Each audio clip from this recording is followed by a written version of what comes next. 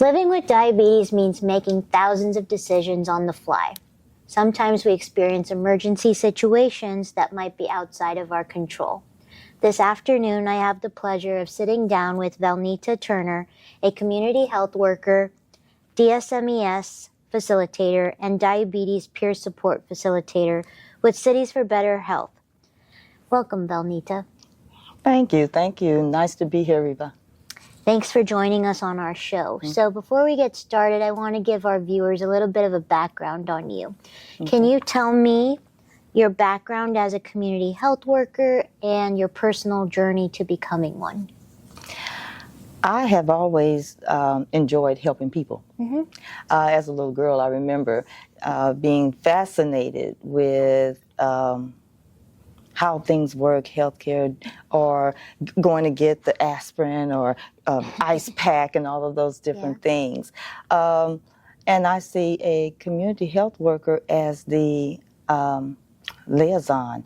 It is the glue that joins healthcare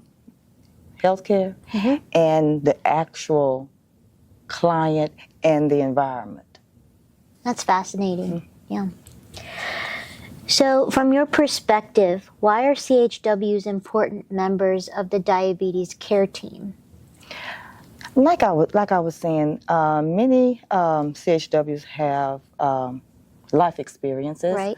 They also have a knowledge base of, in reality, of what the client is going through.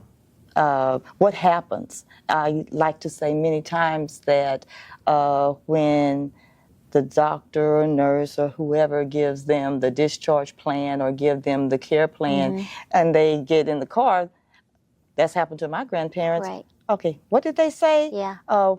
What am I supposed to do? Yes, Yeah. yes. And so therefore that's where you can meet the person where they are and then just guide them to what's going on and help them manage their care. So at what point do people typically interface with the CHW? At home. At home and in the community, yes. And how do they find you?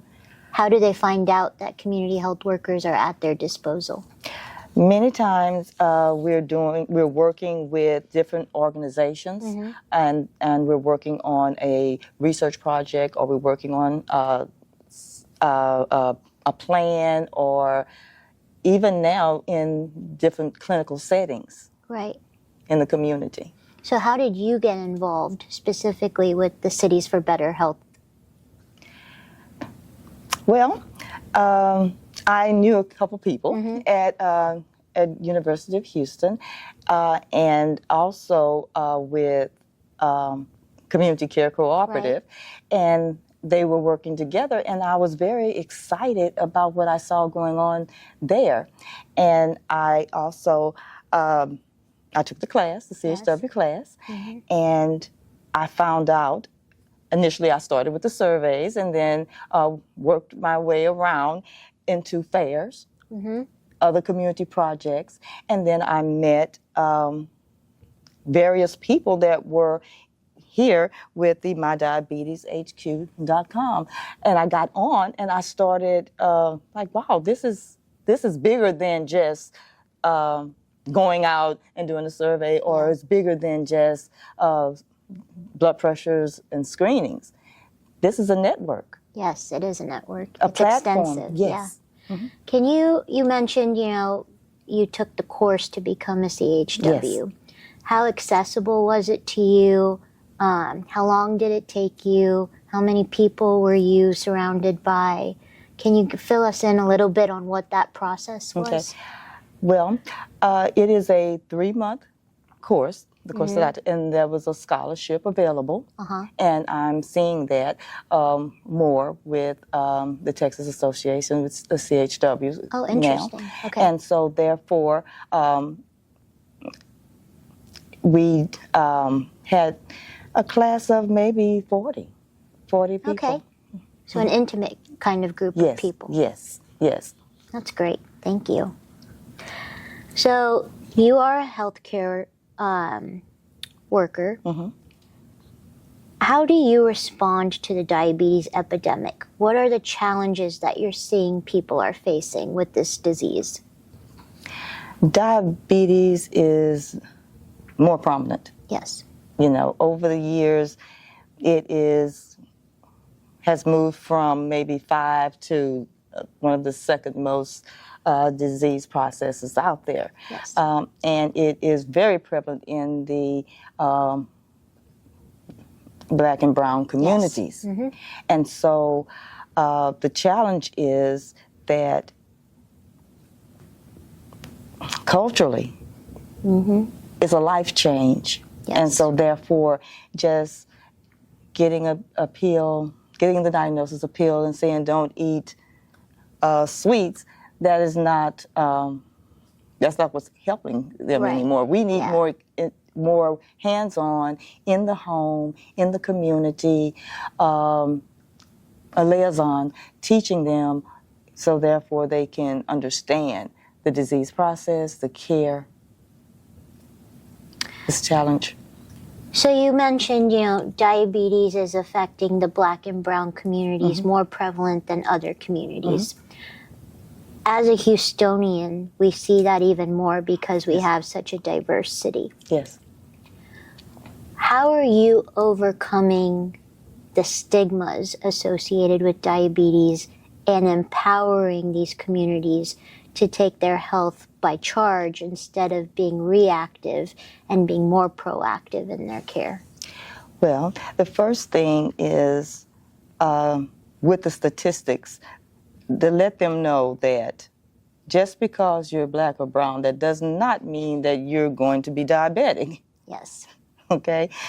Just because your mother or father had diabetes, that does not necessarily mean that you're going to be diabetic. Right. Life changes. Yeah. Exercise, diet, modifying the things that we can change. Yes. Things that we can control. That's right. So you're empowering them through lifestyle changes. Lifestyle changes, continuing knowledge, exploring, exercise, follow-ups. Right. MD appointments. Do you experience that people are hesitant to rely on a medical team? Oh, most definitely. Most definitely. And that's just the stigma of with the white coat. But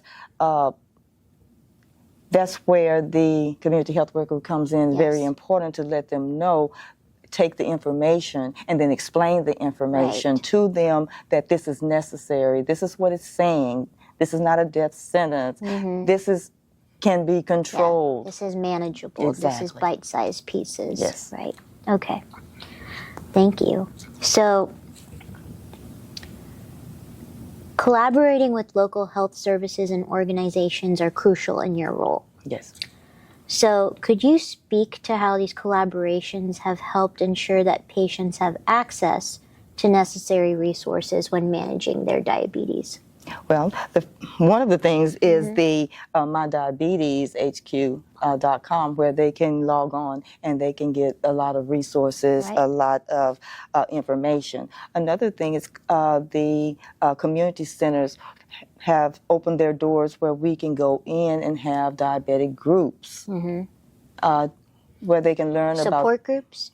Support groups and also diabetic classes that there's maybe 6 or 7 weeks where they can learn about diabetes, how diabetes affect their bodies, how to manage and control, how to eat, exercise, and it's very intimate. Then after those classes, we also go into peer support, diabetic peer support classes in which they come and then we discuss. We review the diabetes. Let's talk about it. Let's talk about the struggles that you have. Let's implement goals and let's plan how to manage. So where are these classes held?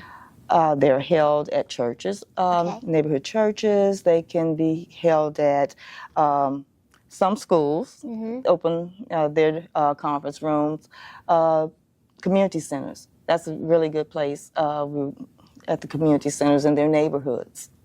So is there a place someone can go and find a list of these classes and enroll in them? Do you have to enroll, or can you just show up? With our peer support, you can show up. Okay. You can just show up, and we offer them virtual as well That's as great. In person. That's amazing. So it's really accessible to It's very everyone. yes.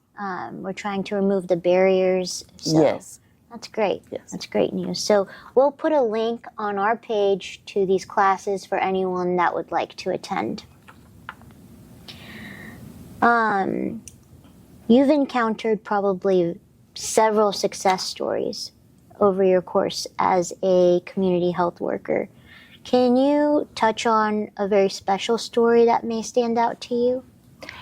I was at a health fair maybe 6 months ago, and a family, they came over to the table, and we did a screening, blood pressure screening, and also handed out several flyers. And it was a teenager, and we also had some candy there. And his mom said, "No, you can't have that." So I inquired, "Oh, you can't? Just one?" And she informed me that he was diabetic. Okay. 13 years old, juvenile diabetic. And so therefore, you could tell by his face that he was just like, okay. Ugh, yeah. Yes. So therefore, in talking to him and telling him about, that he's not the only one, and I did give him the diabeteshq.com. So therefore he could go in. And I also did share that we do have classes, and I gave them my number so therefore they could call and maybe get some support. Right. And so hopefully one day we can have a larger adolescent or child, group. Yeah. So were you able to follow up with them? Yes, they did call, they did get on. So therefore, that was positive. That's great. That's great news. When addressing social determinants of health, how do you incorporate this into your work? Like I said, you meet them where they are. Yeah. And therefore, healthcare, coming out with resources. They need a lot of people need resources where they can get food, where they can get supplies. Yes. What with their glucometers. So you're able to guide them to places where they can access these for a discounted rate or a free... Yes. Medicare and Medicaid, coupons, for their equipment, durable medical equipment companies, those type of things. Also, a list of nearby clinics. Okay. What resources are in the area. Yes. So which clinics do you typically partner with? Harris County. Okay. We do a lot with Harris County. Okay. Yes. That's great. So, thank you so much for coming on today. You've shared some really great resources and knowledge and your background. It's all very fascinating.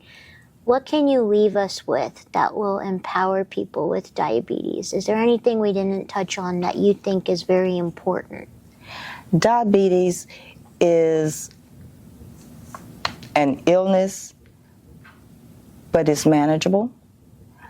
I tell people you can live and have a full life with diabetes, and it can be fun. Going out to dinner does not have to be miserable.